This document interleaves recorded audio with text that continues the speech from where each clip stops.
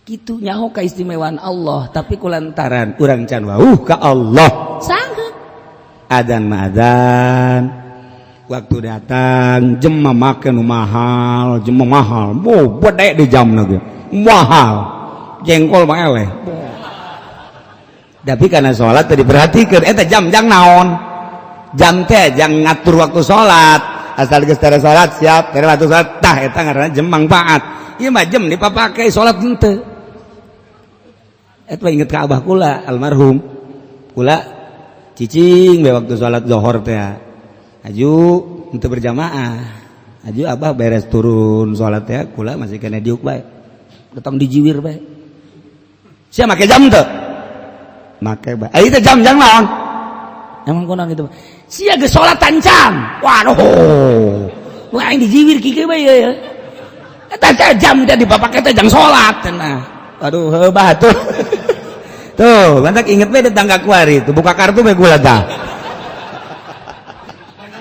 Aduh bantak kuari sok diomong-omong eta baheula. Bau panas dijiwir. Lantaran Haji Pendi nu ngajiwir atuh teu berjamaah. Tetangga kuari. Jadi ieu teh balas dijiwir bagalak abah mah baheula galak. Jadi ka jam-jam dibawa ku jana. Sia dipamulikeun jam ku aing cek cenah teh. Jangan atur salat, dipake bae salat henteu. Jadi teh jam bantikeun ku aing. Ye ulah tuh bah.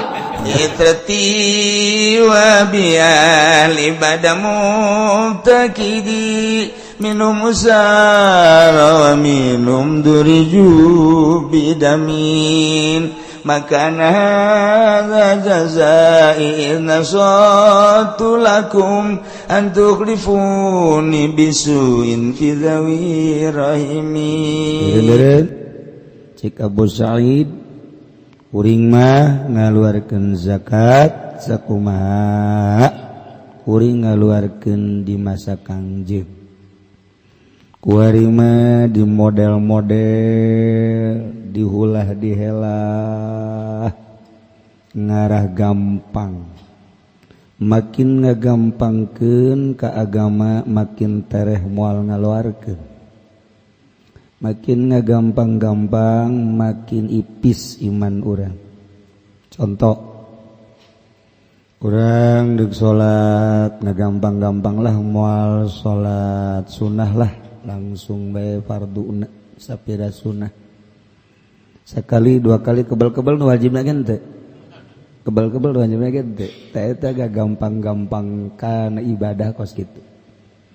Urang salat tahajud tuh genep rakaat isuk malah 4 bae. Isuk malah 2 bae aja cukup 2 ge nu penting mah hudang bae. Kebal-kebal moal. Moal. Tuh. Cek masing-masing teh putih lo kabimah teh. Kos kitu teh. Teh shalawat urang di istiqomahkeun ba'da salat 11 nandakeun cinta ka Kangjeng Nabi terus 11 lantaran ngabesan kebelah disakalikeun ka asar ba'da zuhur teu ba'da asar teu kebelah ba'da magrib abe tenang dihijikeun qada mun sarak urang mah terus ba'da magrib capek henteu isuk mulai tah terus sakali henteu kaditu maca henteu maca kaditu henteu nu geus kitu kan lamun jelema mantau salat maca shalawat aya sinar Kangjeng Nabian di beungeutna. Ieu mah kan lain sinar Kangjeng Nabi nu aya sinar karunggoni nu aya sinar karung ayam atau kokoreh bae tuh kan kadeulean kan sinar-sinar dina beungeut. Atuh kadeuleu sinar naon bae kadeuleu sebab aya malaikat. Urang sering maca Quran, malaikat kan aya di awak urang. Khadam. Urang sering maca shalawat, aya malaikat. Sering istighfar, aya. Kadeuleu kan sinar. Sering di kantor, ieu sinar kantor aya. Kadeuleuhan. Urang sering di mana ngaranna di toko, kadeuleu sinar toko. Kadeuleu ai saluluguna dagang weuh masalah kan anu balanja na macem-macem anu di blow nu di keriting anu make rongres anu make calana panjang anu rada pendek anu pendek nu nyingkap jadi gua deh iya teh pakai sinaran kan sinar kadeuleus sinar masyaallah tah hayang ngabersihan mata besalillah hirup hese geus bersih-bersih kayak aya deui jamur ngaranna jamur geus bersih jamur aya anu teu bisa dibersihan ku saji pendi mengerak jamur ngerak jadi mun kaca teh mah daripada herang pepes dibersihan geus karatan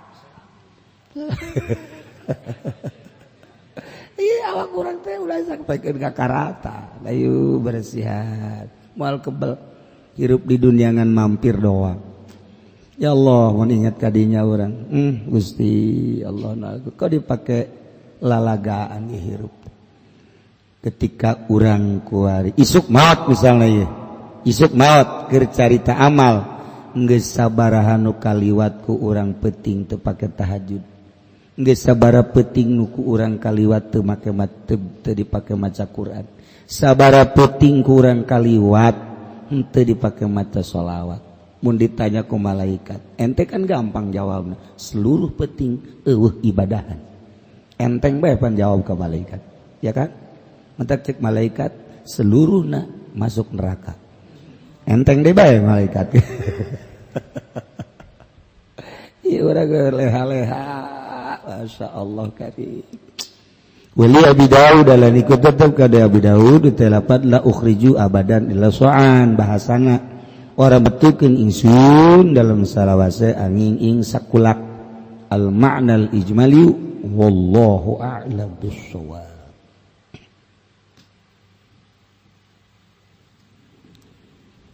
Bismillahirrahmanirrahim fal ma'rifatu maka utai ma'rifat ala nawain utetep ingat serong warna ma'rifati sifatillahi ta'ala siji ma'rifat ing sakehe sifat Allah ta'ala wa ma'rifati zatih lan ma'rifat ing zat Allah fa ma'rifatu sifati takunu hawul jismi fid darain maka utai ma'rifat sifat iku anaya ma'rifatus sifat iku dungduman hazal jismi iku dungduman jisim ing dalam dasaroro wa ma'rifatul zat lan utai ma'rifat zat takun iku anaya ma'rifatul zat hazal ruhil qudsi fil akhirah iku dungduman ruhil qudsi ing dalam akhirat kama qala Allah ta'ala oleh ngadawu sapa Allah ta'ala ing ayat wa ayyadnahu biruhil qudsi wa hum muayyadun lan utawi wa nas kabeh muayyaduna nas khosoh iku kang den kuatan kabeh biruhil qudsi kalawan ruhil qudsi atawa wa hum lan utawi ya rijalil haqq rijalil haqq auliya Wahatani maripatani lan utawi ikilah rorone maripat rorola tasuan iku ora hasil ya karone hatani maripatan illa bi'ilmain angin kalawan ilmu roro ilmu zahiri wa ilmu batin siji ilmu zahir lan ilmu batin al-mazkurain kang den tutur karone bihima kalawan karone ilmu zahir lan ilmu batin kama qala alaihi salam kaya Allah ngadawu kangjeng Nabi alaihi salam ing lafaz al-ilmu ilman utawi ilmu iku al-murara ilmun bil lisan suwiji ilmu kalawan lisan wa zalika hujjatullah ala ibadi lan utawi mangkana ilmun bil lisan iku hujjah Allah ing atas pirang-pirang hamba Allah wa ilmun bil jinan lan ilmu kalawan ati fadzalika maka utawi mangkana ilmun bil jinan al-ilmun nafi' iku ilmu kang manfaat lihusulil maqsudi kadue ngahasilkeun kang den sejak yakni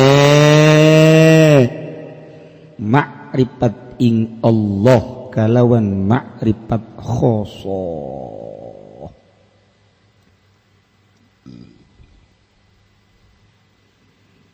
urang hirup menang ngadamel Allah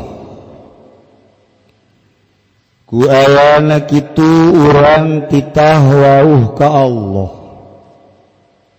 jelema nu teu wauh ka Allah moal bisa ibadah deuk kumaha ibadahna lamun teu wauh ka Allah ngawaukeun ka Allah dua rupa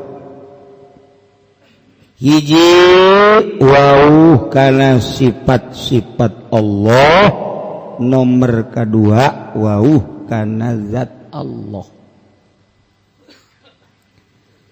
ma'rifat ka Allah ma'rifat sifat takunu hadzal jismi fid darain eta bagian jisim dina desa dua dunia jeung akhirat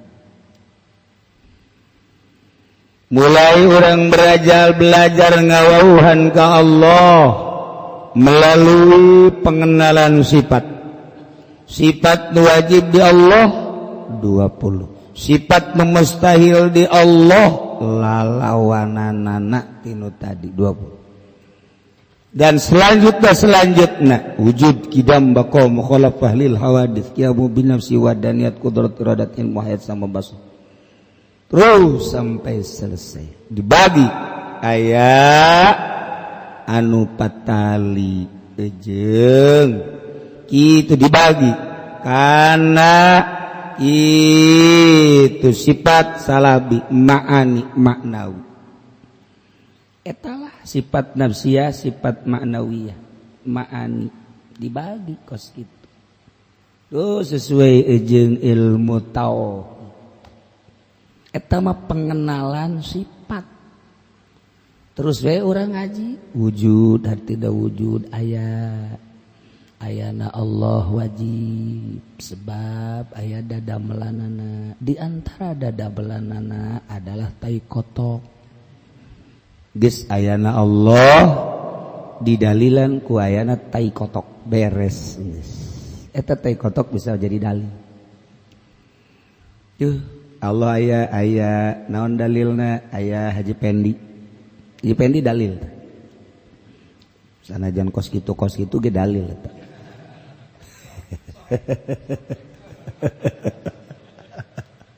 tuh kan Allah aya naon dalil aya dadamelanana mustahil aya dadamelana eueuh anu ngadamelna percis kos ayana tapak kebo mustahil eueuh kebona naon deui aya dadamelanana berarti aya nu ngadamelna percis okos aya ambe ka irung mustahil mun eueuh nu ngaluarkeun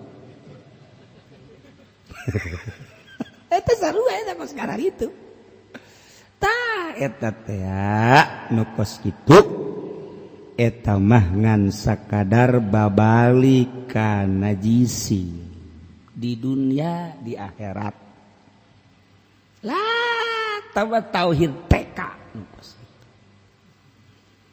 atuh dinazomkeun malah dimarawiskeun malah didangdutkeun didangdutkeun eta tauhid teh geus puguh digambuskeun eta tauhid nu kos dinyanyikeun ku ari dinyanyikeun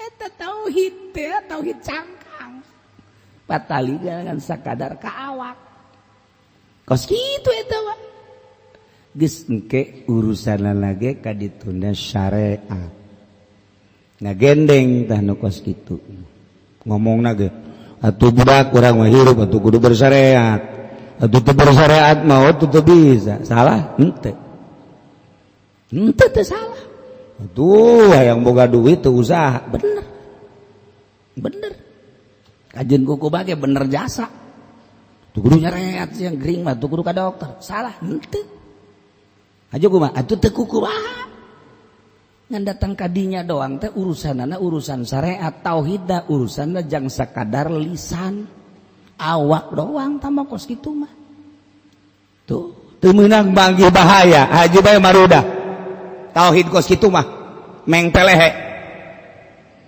diaji jana tauhid ngajar malah mah pohara jasa aju dibere gering nyana geus ngomongna ge jabatur ge ngadahar eta tapi jat teu gering ja aing mah kok ngadahar eta jadi gering jabatur ge teu dahar kamari teh ngabesan jatuh nyeri beuteung ku aing mah nyeri beuteung ku ieu Gusti Allah wilah mulai tah ka Gusti Allah nyedekeun tah eta takos kitu tah eta tauhid ngaranna tauhid cangkang lamun jelema tauhidna ngan datang ka dinya doang eta salat mah salat malah hebat salatna mun loba jelema tahajud ge tahajud nyana mah duha satungtung aya jelema terus bete reneureun atas ya salat 2 rakaat usolli salat 2 Allahu akbar aya kana jelema 2 deui Allahu akbar aya kana jelema Allahu akbar aya kana jelema Allahu akbar geus 8 rakaat ya aya kana jelema pindah deui nu saejeun Allahu akbar nu itu eueuh aya deui jelema Allahu akbar dihitung-hitung 20 rakaat duha lantaran aya jelema tauhid teh ya tauhidna tauhid meng peleh kos gitu, masya Allah. Itu kos menteri teh di zaman Soeharto, kos menteri,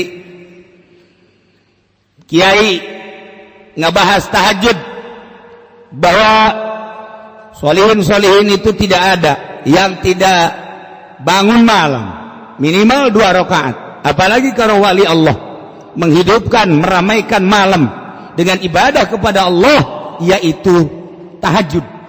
Tuh dibahas tak kok kiai beres menteri beresnya menteri kalau tadi kiai membahas tentang tahajud di malam hari alhamdulillah saya telah bisa tahajud siang malam hebat kalau kiai coba tahajud malam saya sudah melaksanakan siang tahajud terus goblok deh tanya ke Pak Harto bagaimana bapak juga tahajud siang ya saya juga udah bisa siang malam sarwana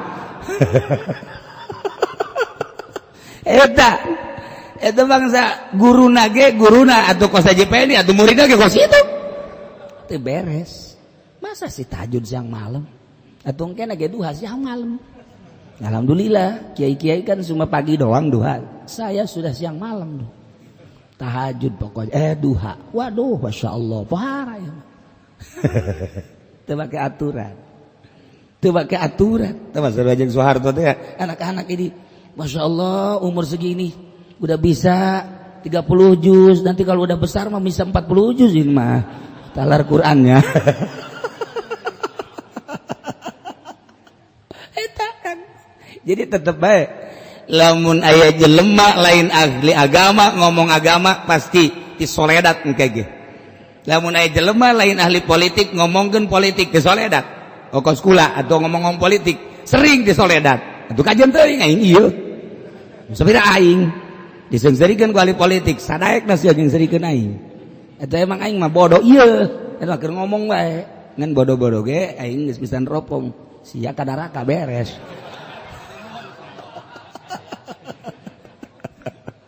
je tuh lain ahli ekonomi ngomongkeun tentang perekonomian pasti meleset lain ahli alfiah kemudian nyana ngomong-ngomong tentang grammar tentang pembacaan nyana lain ahli nahu atuh kanyahoan bae nyana lain ahli bilagah ngomongkeun bilagah bakal disoledat nyana lain ahli thariqah ngomongkeun thariqah wajen kukumaha ge disoledat bae nyana lain ahli Allah kemudian ngomong-ngomong tentang ilmu thariqah jeung hakikat disoledat kajen kukumaha wajen kukumaha mal berani tidak ada yang berani menjelaskan tentang marifat kecuali ahli marifat dan orang yang sudah marifat tidak akan menjelaskan tentang kemarifatan.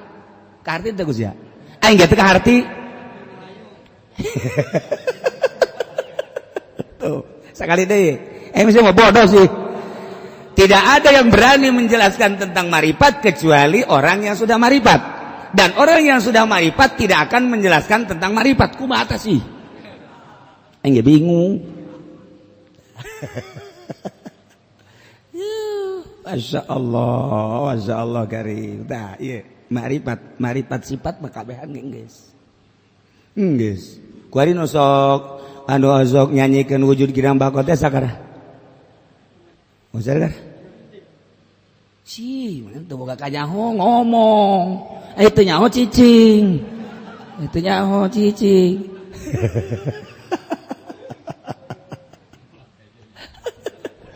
Nyanyahoanan ngaranna kan eta nu kitu nu ti heula maka dituna.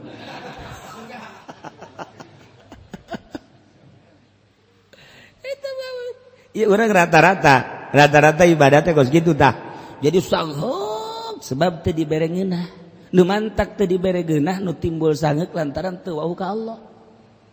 Teu wauh ka Allah mah teu sangeuk. Urang kuari titah datang ka imah gitu. Bintang film nu ayeuna teh sakara nu tenar teh nu bagus nu geulis teh sa ngomong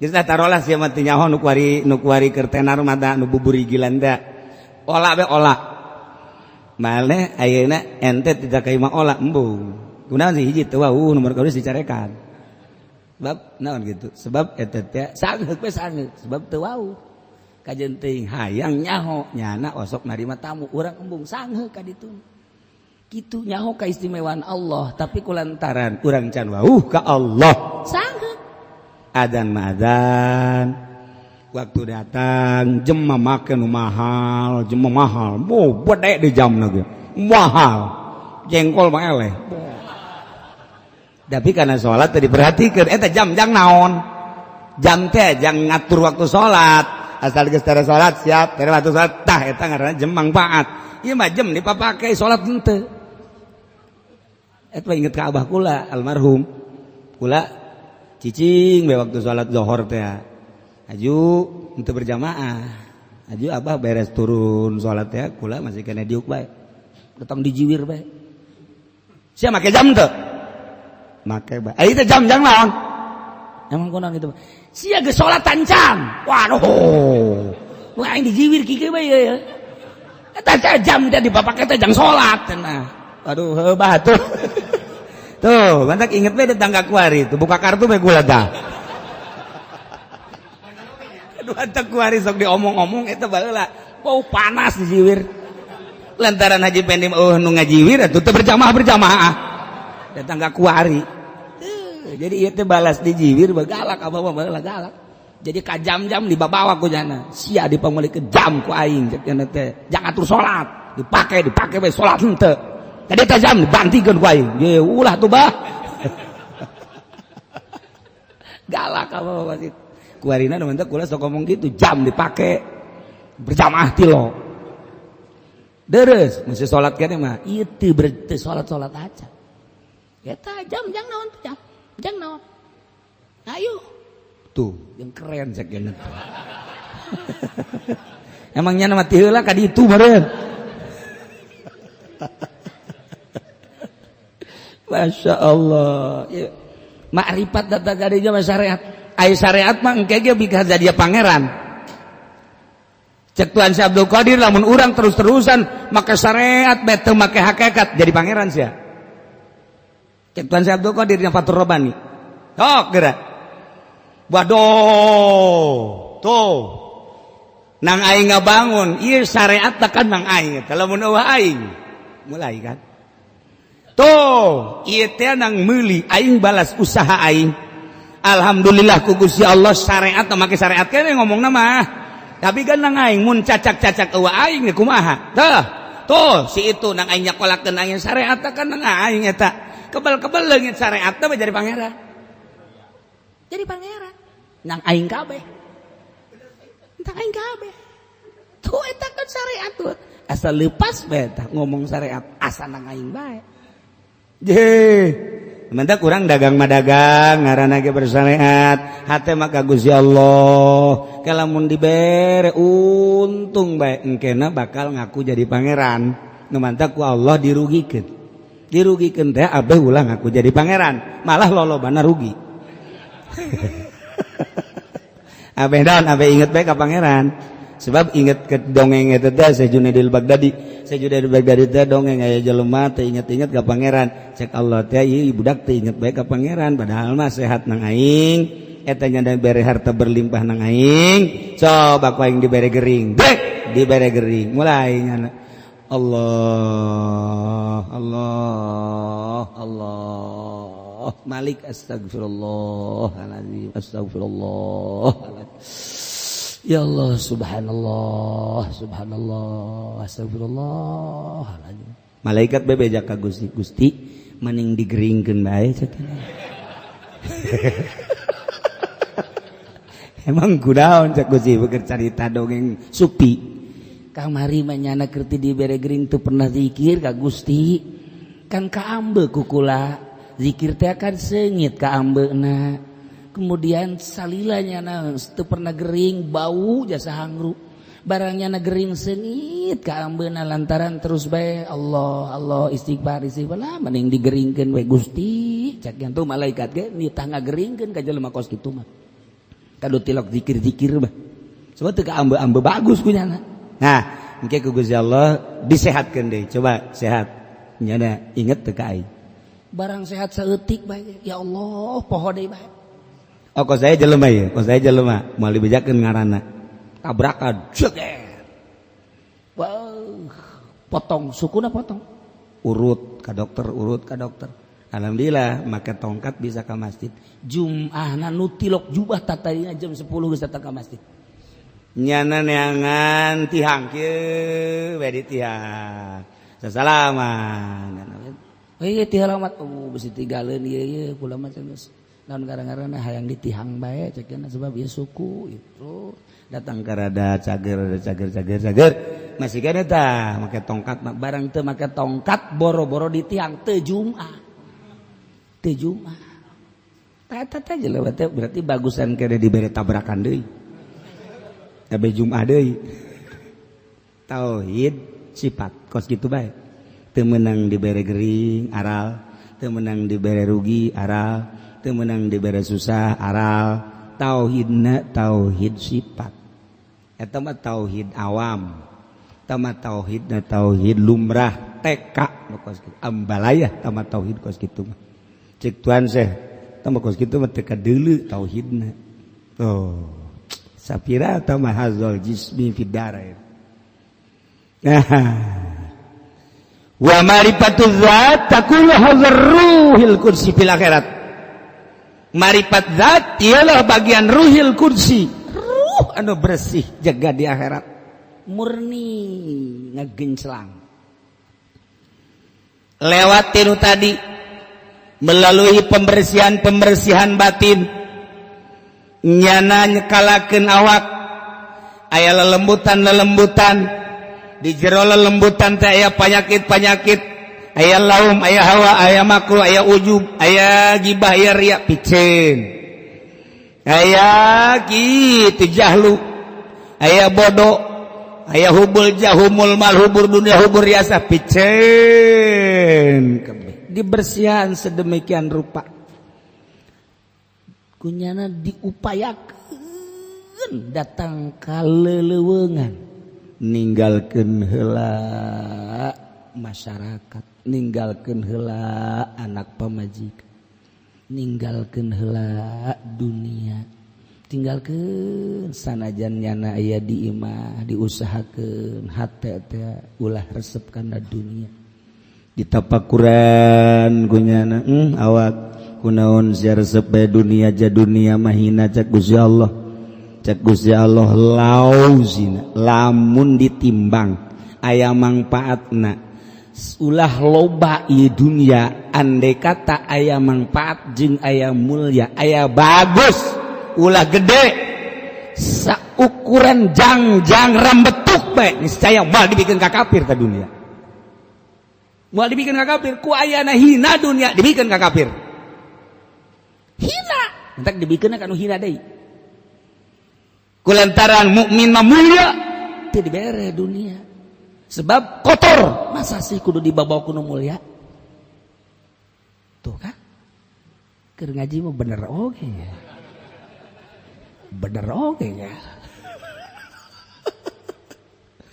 jadi lamun aya jelema hudang neangan dunia datang ka peureum dunia keneh bae eta teh hook jasa urang mulya neangan nu hina bae datang ka gelut-gelut berebutkeun nu hina datang ka poho ka Gusti Allah lantaran ngupayakeun nu hina datang ka gelut nu hina datang ka urang poho ka Gusti Allah rugi engke di akhirat hina dunia eta dikitu-kitu bae ka Gusti ka hate awak sia teh ieu masyaallah kunaon budak-budak nu hina bae deres dagang mah deres budak-budak nu hina ge emang parantina deres nyana bisnis ge budak-budak nu hina ieu mah ceramah make ayat make hadis neangan nu hina goblok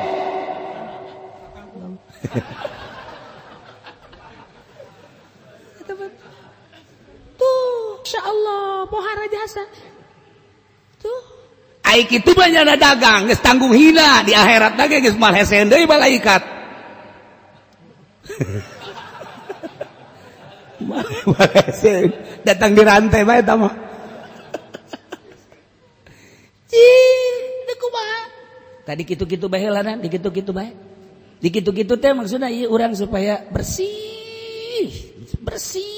tidak dunia terus bae sapoe dua poe aya heueuh ner-neran bahwa eta dunia hina mun encan aya anggapan di jero hate urang bahwa dunia hina urang masih kana can boga makom terus bae hese kudu boga guru mantak didinya lah guru mursyid datang nyanggakeun sadaya-daya abdi teh pangurus geni awak nyaan sia mohon daek sia ninggalkeun pamajikan mombong bohong atuh gitu matak bohong loba anu bebeja ka kula ge kula mah cenah manguruskeun bae kiai awak lah cenah di ka Allah keun boga pamajikan sia boga ai mah isa naon dia dagang mun eureun dagang daek ieu tuh kumaha cenah bohong berarti sia sia mah maca shalawat bae bohong berarti emang kudu heureun ci atuh cenah urang kumaha dahar nah ieu teh endek mindahkeun keyakinan nu tadina urang boga keyakinan mun teu dagang teu dahar kuari mah tinggalkeun eta kuari ka Allah pan bisa kos kitu pan Allah teh yuhyi wa yumit astaghfirullahaladzim alladzi la ilaha illa huwal hayyul qayyum wa atubu ilaihi hayyul qayyum la ilaha illallah la syarika lah lahul mulku wa lahul hamdu yuhyi wa yumiit wa huwa ala kulli syai'in qadir dibaca unggal manteu salat kurang la ilaha illallah taya pangeran wajib disembah kecuali Allah wahdahu Allah teh hiji la syarika lah nu ngabarengan wahdahu la syarika lah lahul mulku Allah teh anu jadi raja kerajaan aya di Gusti Allah milik Allah kerajaan atuh Allah baraja di daja masa urang karaja teu percaya walahul hamdu jeung Gusti Allah teh sadaya puji yuhi Allah teh nu ngahirupan cak Allah sia teh ngaayakeun aing kuari sia ku aing dihirupan moal pati-pati yuhi aing nyorot ka sia lamun ku aing teu diurusan sia setiap yuhi aing nyorot ka sia dahar nginum ku aing diberes sia hayu engke wayah eureun yuhi aing yumit pae sia dibaca kurang tapi kurang yakin tetap baik dibaca kurang lantaran urang ieu tauhid sifat doang makena syariat tetap baik balik deui teu dagang mah moal dahar oh hese endek pindahkeun keyakinan eta mantap kitab ieu mah lain ajieun bangsa tukang karung lain ieu mah endek mindahkeun keyakinan perasaan urang nu tadina rasa urang mun teu dagang mah deuh moal boga duit mun teu tani mah deuh moal boga duit mun teu gawe mah deuh moal boga duit deuk micen eta deuk di ka Allah keun doang waduh atuh kos kitu mah cenah eta kumaha mantak hese ge jadi wali lain zikir lah zikir mah babari illallah dinusugi mah komo panjang ngariung dinusugi angel kiai tolol tak kiai la ilaha illallah la ilaha illallah la ilaha 100 naik deh illallah la ilaha illallah la ilaha illallah la 200 illallah la ilaha illallah la ilaha 300 la ilaha illallah ieu panjang amat abe gede dinu susah la ilaha illallah la ilaha illallah la ilaha illallah Muhammadur Rasulullah. Kiai sagadeng amat nah panjang-panjang ge jamal gede. Eta tauhid sifat kos itu. Arahanana mangpaatna jang jisim sakumaha tadi tah. Takunu hadzal jismi fid darain. Ibadahna lumpat ka jisim, sagalana lumpat ka jisim. Putar aturna wudu kumaha ngababagus jisim, salat ngababagus jisim, jang awak bae roh kolbu teu pernah dibeberes.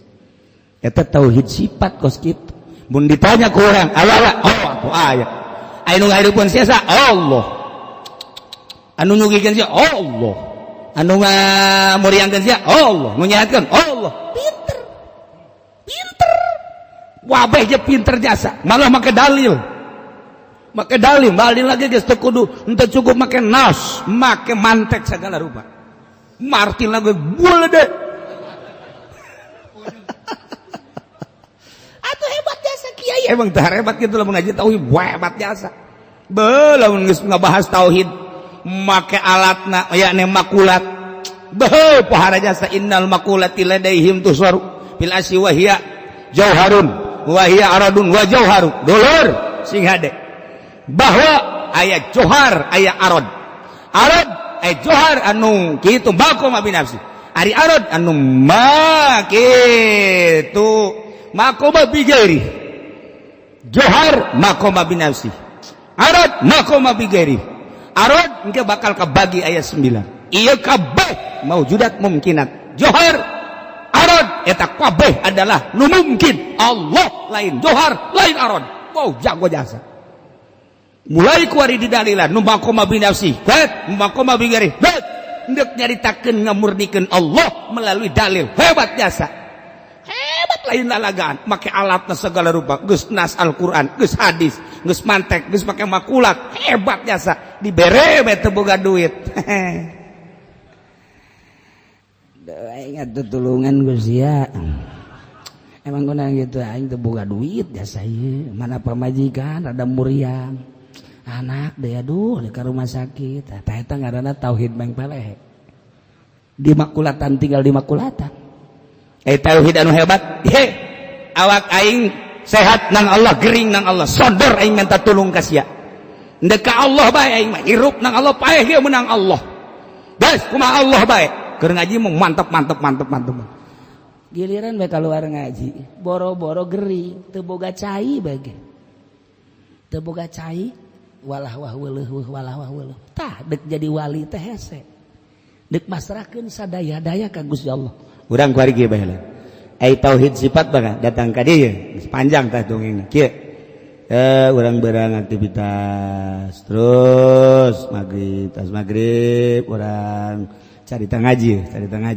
datang ka Isya terus aya deui riungan tetangga beneran ngariung datang ke jam 12 balik ka imah dele jambu jam 12:30 aduh besi kaberangan ya subuh ya hayang hudang ti peuting ya hudang we jam 3:30 jam 3 hayang we hudang bener dihudangkeun gua jam 3 aduh isuk tunduh lah SD bae subuh bae engke subuh ge hampir jam 6:30 hampir jasa eta ngaranna tauhid sifat ai tauhid zat lain gitu urang aktivitas jam 12:30 ya Allah ya Rabbi abdi diciptakeun ku Gusti Allah dibere kuat jeung teu kuat nang Gusti Allah kemudian abdi minta dibere sare Gusti kemudian abdi hayang hudang sekitar jam 2 atau jam 3 abdi teh kapan nang Gusti dititas tahajud teh ku Gusti atuh Gusti mah maha kawasa hudangkeun abdi sanajan sare setengah jam ulah dibere puyeng abdi ku Gusti haju abdi rek tahajud isukna ulah dibere tunduh ku Gusti ya Gusti mah maha kawasa abdi percaya ka maha kawasaan Gusti abdi nyerahkeun sadaya-daya abdi mah teu daya teu upaya ja ayana ge lain nang abdi gagah lain nang abdi kuat lain nang abdi ja jelema anu dahar bae ge teu dibere kuat mah henteu bae abdi dek nyerahkeun sadaya-daya ka Gusti mangga nyanggakeun sadaya-daya abdi nu Gusti abdi hayang hudang jam 3 hees jam 1:30 set setengah jam dihudangkeun ku Gusti alhamdulillah teu puyeng terasa bareng jeung Allah langsung mandi, langsung wudu, salat, sholli sunat tahajud. Allahu akbar. Masyaallah. Tahajud teu salam-salam.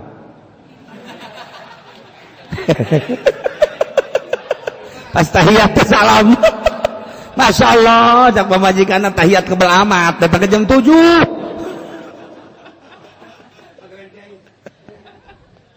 Moal diserahkan ke Allah mah. Nah, urang katakan lamun geus saes saha nu ngahudangkeun? Ai lain Allah mah bisa. Nang Allah ketika urang sareret dihudangkeun ku Gusti Allah, hudang sia hamba aing. Sia dipake kakasih ku aing. Sia teu kakasih aing. Hudang. Sok. Nah, seakan-akan mandi, wudu, sok salat. Aing resep ngadenge pujian-pujian sia.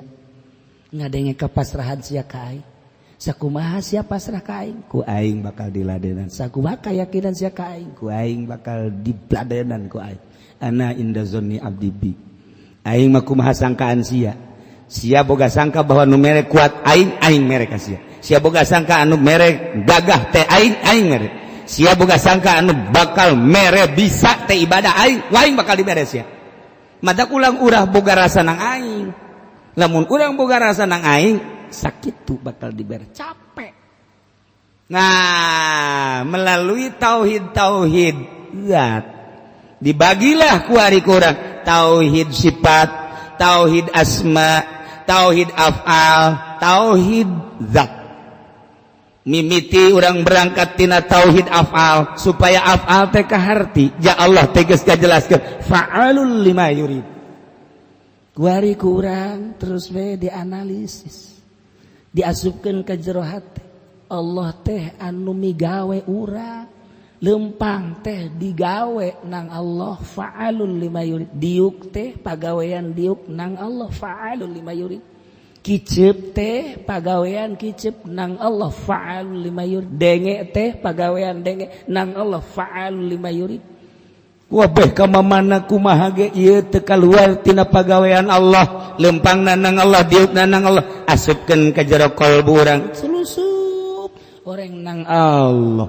Terus sapoe, dua poe, tilu poe engke karasa. Ketika menang Allah, Gusti teu daya teu upaya, la haula wala quwata illa billahil aliyil azim. Horenganan henteu ngabalang hiji jelema kecuali malangkeun teh nang Allah. Henteu datang eta panah ka ditu kecuali nu ngadatangkeunana Allah. Henteu ragag eta barang bang di luhur kalapa kecuali ragagna menang Allah. Ragagna kahandap dikenakeun kana naon kecuali menang Allah. Eta teh anu asli atau anu tawalud kabeh ge menang Allah. Fa'alul lima yurid. Asupkeun ka jero hate mulai kabeh menang Allah. Asa aya Allah teh urang lengkah nang Allah, urang kadi nang Allah, urang kadi nang Allah. Asa babarengan bae kan jeung Allah teh mantap. Moal aya capek engke mah kadituna moal aya waktu. Moal aya waktu teh kapan panon poe? Panon poe teh anu ngaleumpangkeun Gusti Allah. Ketika urang geus deukeut jeung Gusti Allah, aing makhluk panon poe bisa nurut lantaran sama-sama makhluk. Sesama makhluk tidak boleh saling mendahului. Ji atuh kajian Nabi Yusa perang can anggeus kumaha gitu.